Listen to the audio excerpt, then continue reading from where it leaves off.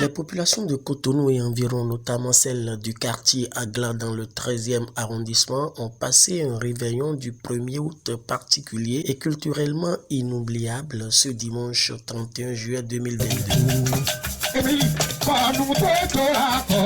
En effet, dans le cadre de la célébration du 62e anniversaire de l'accession du Bénin à la souveraineté nationale et internationale, le conseil municipal Émile Rundeladji a initié la journée nationale des danses endogènes. Une idée originale que les autres conseillers municipaux et cadres du parti Bloc républicain, notamment Léopold Gbénou et l'honorable Chantal Ayi, ont épousé.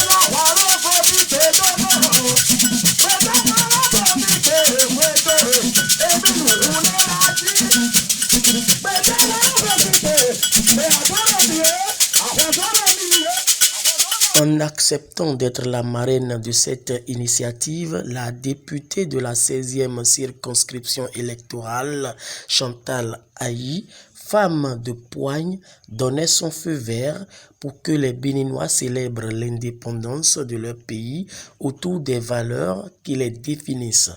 Au quartier Agla, non loin de la pharmacie Les Pylônes, les cadres du parti du cheval blanc cabré ont comme un seul homme partagé des moments festifs avec les populations. Écoutons au micro de Prince Christian Abinda, le conseiller municipal Émile Rundeladji. Pour dire vrai, l'idée est venue de l'honorable Chantal Ayi. Ensemble, on a une séance, elle donne des instructions concernant la fête du 1er août. Elle demande à tout un chacun de nous, les leaders de divers arrondissements, de faire bouger les arrondissements. Donc voilà, vous-même vous venez de constater ce que ça a donné. Et je tiens à remercier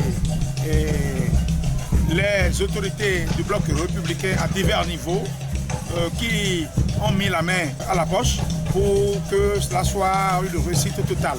Disons, dans 2 semaines, nous sommes dans le 2e arrondissement. Et lorsque, entre tours de démonstration mystique, les Angbétors de Zogbo encensent le bloc républicain en sortant des gadgets, notamment des montres à l'effigie de certains cadres du parti, les populations ne s'en reviennent pas. Pendant plus de 4 heures d'horloge, plusieurs groupes folkloriques ont tenu en haleine les populations de Cotonou et environ avec des prestations époustouflantes basées sur nos rythmes et danses patrimoniales. Une journée nationale des danses endogènes qui mérite d'être rééditée chaque fois pour célébrer l'indépendance du Bénin, vu son impact positif sur les Béninoises et Béninois. Je m'appelle Camille Akonsino, je suis le trésorier de la session BR du 13e arrondissement.